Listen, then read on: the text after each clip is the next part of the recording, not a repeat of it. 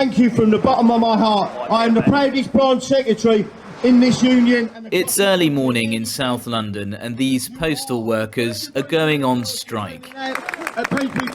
They're part of the Communications Workers Union, which has 115,000 members walking out for the day across the country. And nobody in this country should be allowing that to happen. General Secretary Dave Ward says their employer, Royal Mail, is trying to strip away their rights. They only know one way of running a business, and it's always to attack the workers' terms and conditions, and we cannot accept that. This is a great business. These people are really loyal, hard-working people. Many of them have worked here most of their life, and they just want to rip up everything that we fought for over the years, and we're never going to accept that. Royal Mail says it could lose around $500 million in 2022, partly blaming the strikes, and wants to cut its workforce by 10,000 by August of next year. Postal workers aren't the only ones going on strike.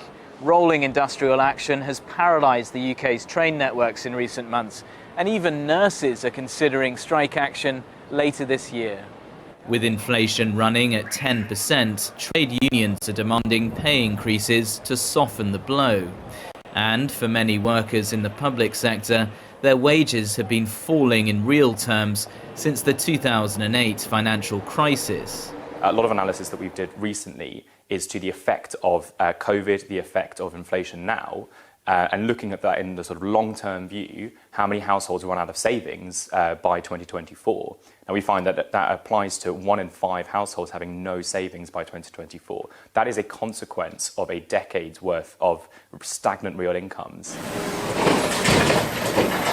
Back in South London, the postal workers are fortifying themselves for a long fight. These guys, many of them have grown up together. Many of them, their families are close friends.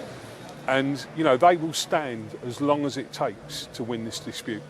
Union leaders are planning almost 20 strike days in the build-up to Christmas, which is Royal Mail's busiest time of year. They say they're making a stand for workers' rights.